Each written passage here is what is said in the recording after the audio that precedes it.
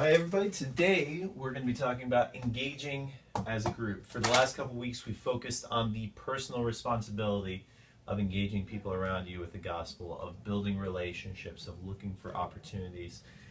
Today I want to talk about why we meet as mission groups and how we can use that to engage our community. So there's some big advantages to working in a group, all right?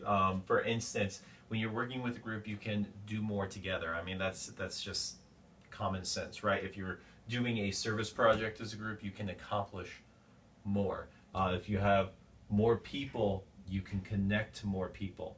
But I do want to say, just as a precursor to everything else, engaging as a group does not replace the responsibility to engage on the personal level. So that this doesn't replace the necessity for you to actually be doing this on your own. But it's important to be doing this on a personal level. It's also important to be engaging as a group. So here's what I mean by that. So we have talked about how relationships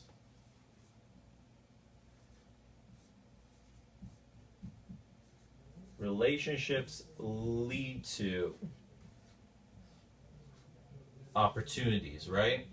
That's what we've talked about for the first couple weeks. Now, there's a whole lot of people out there that you might never engage with, that you might never see. So we're going to add one layer onto the top over here, right here, service, okay?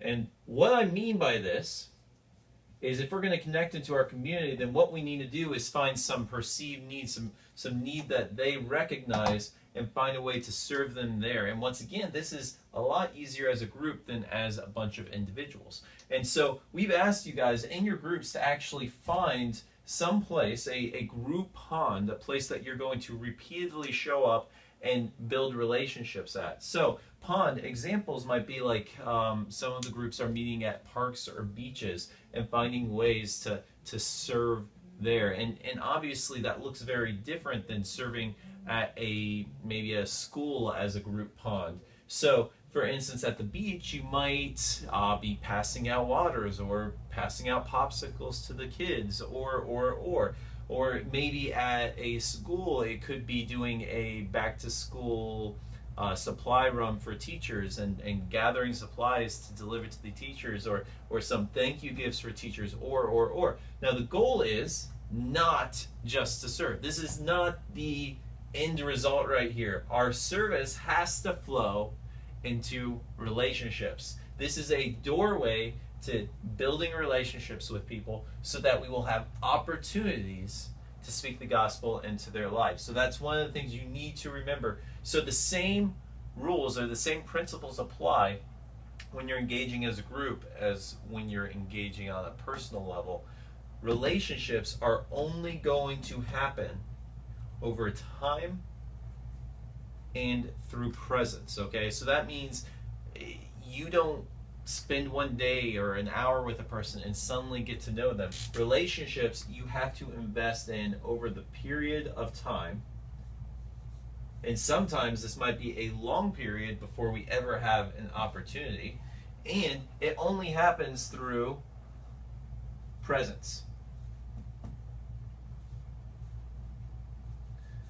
And that means you have to be there, and you have to be there repeatedly, and for more than just 15 minutes at a time. So if you're creating or recognizing a group pond and you're meeting at the beach, you can't do this once and expect to be building relationships that will give you an opportunity. You have to do it over time, meet there repeatedly, and you have to do it for extended periods of time while you're there. Time and presence lead to relationships, which give us opportunities. So, just to recap, groups, you need a pond, so a group pond, where you're going to serve other people in order to build relationships so that you will have opportunities to share the gospel.